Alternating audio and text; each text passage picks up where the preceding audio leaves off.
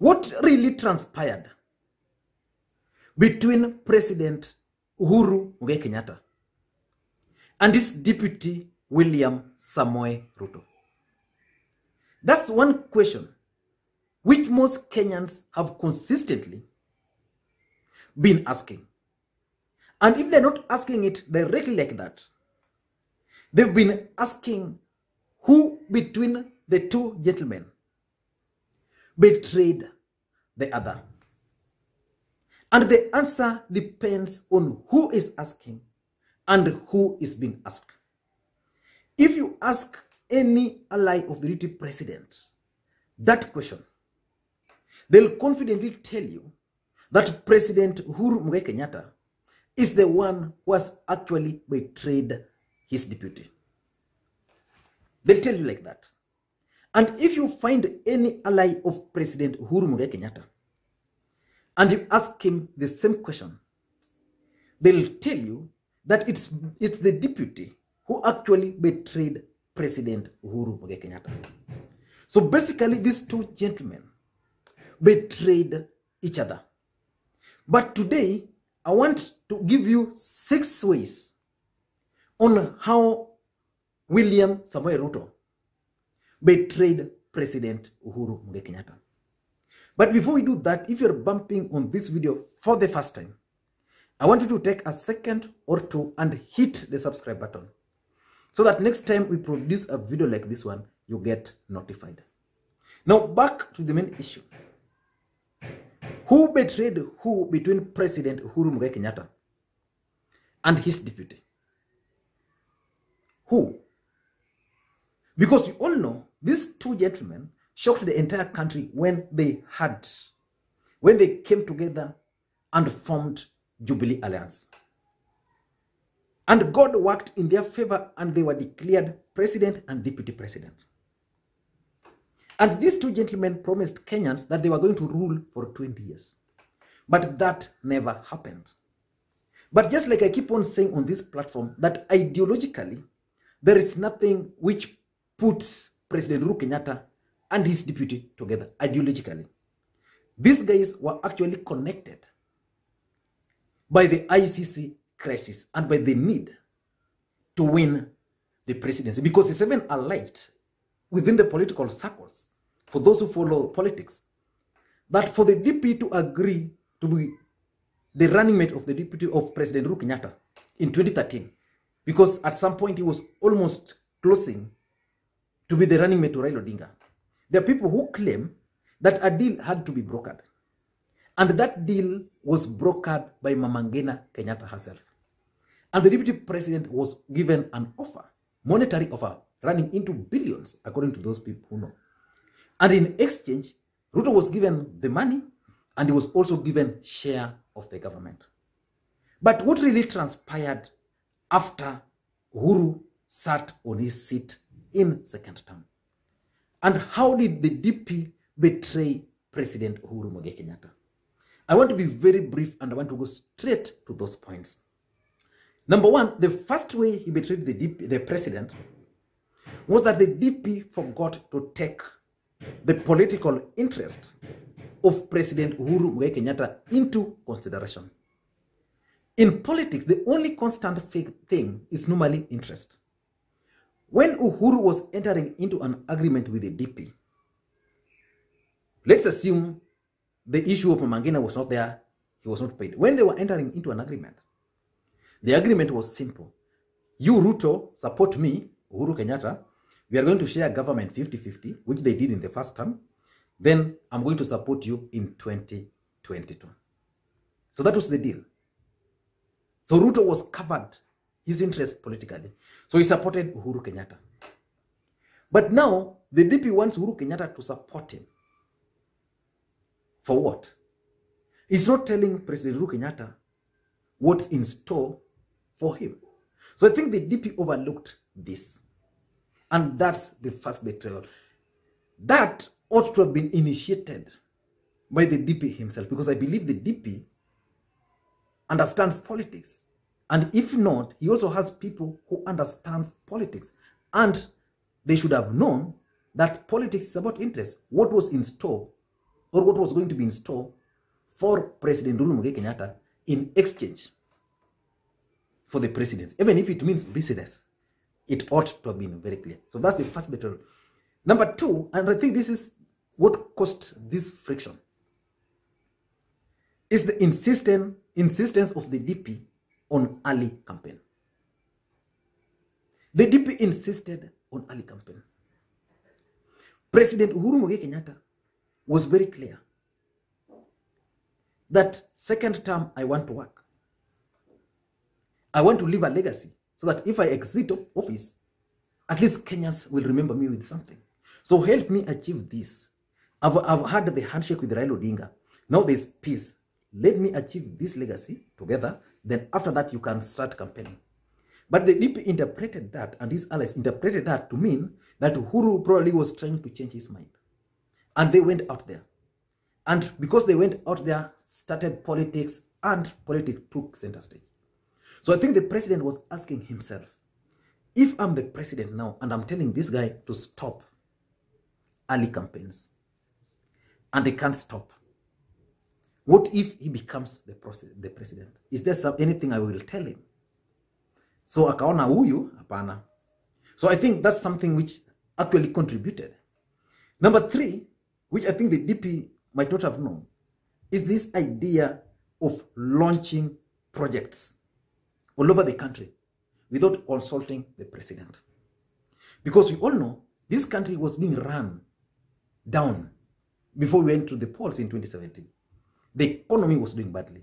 But the DP kept on launching projects here and there every single week, because that was the only avenue he could use to enter certain regions. Like for example, if you wanted to go to Msambweni in Coast, then you would look for a road there, go down there through the ministry, because he was the deputy president who will call up the director if it's for roads, those senior government officials, then they go there, then they launch, without even considering the fact that money was there or not.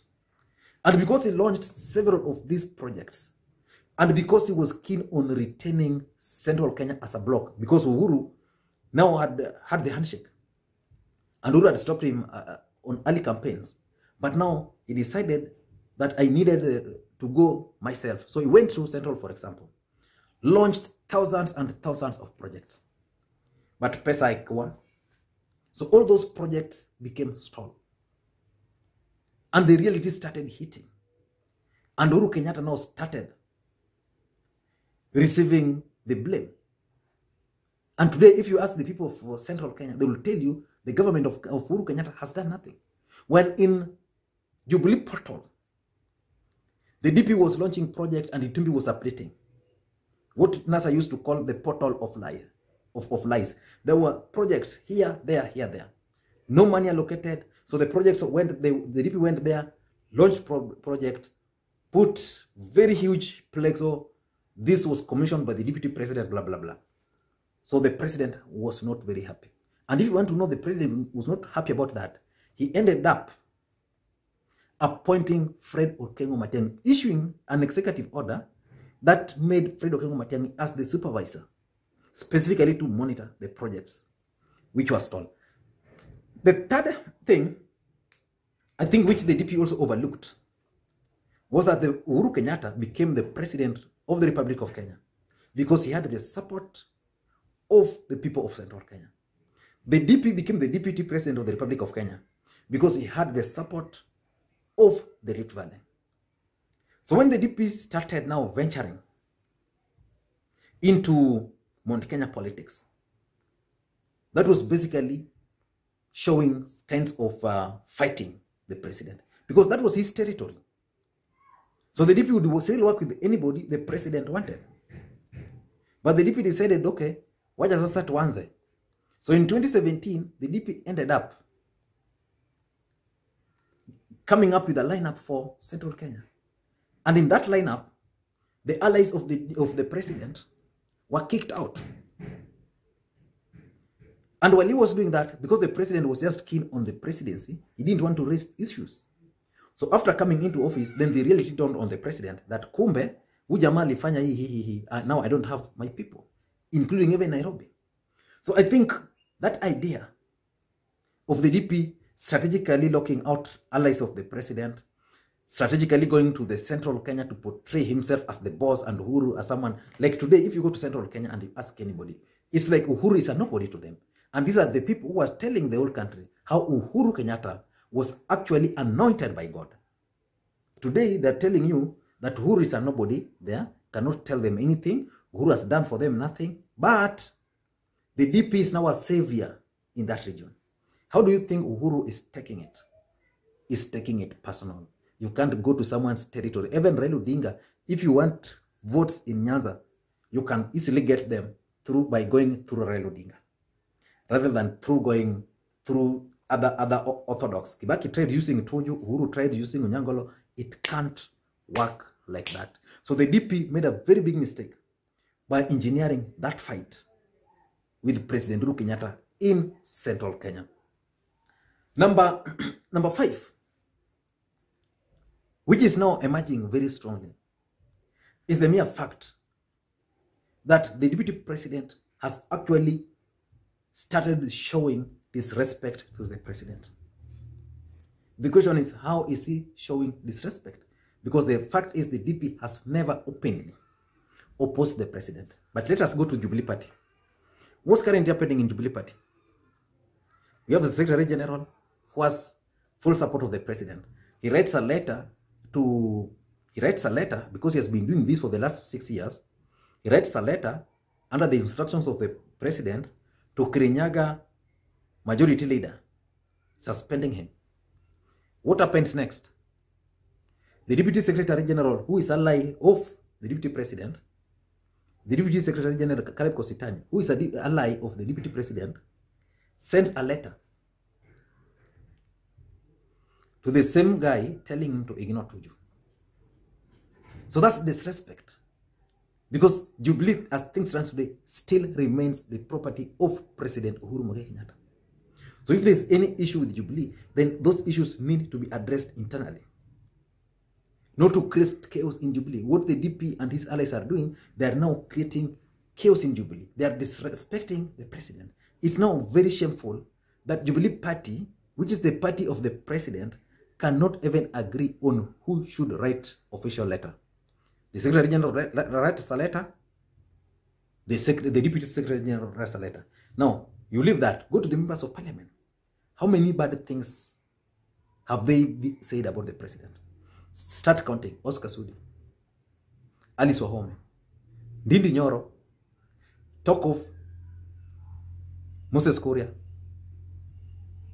the Nandi senator, talk of all of them.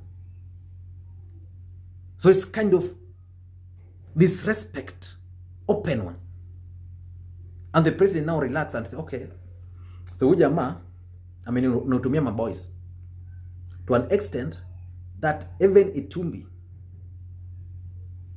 who was awarded some government jobs because of the work he did for the president, can now sit behind a computer and type very nasty things about the president at the State House. Very interesting. And these are things which are annoying the president. So if the DP can realize, then the better for him. And lastly, and this happened immediately these guys came into office, fighting the allies of the president. You know, President Uhuru Kenyatta must have certain people he trusts.